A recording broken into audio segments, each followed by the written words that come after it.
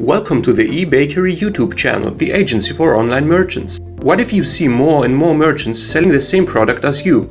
You already have the perfect title, your keywords and your own template that decorates your listings, but you try to stand out from the masses. To draw more attention to your eBay offers, use the subtitle function. eBay accepts UTF-8 encoding, which allows you to include emojis in the subtitle. Here's how you can do that.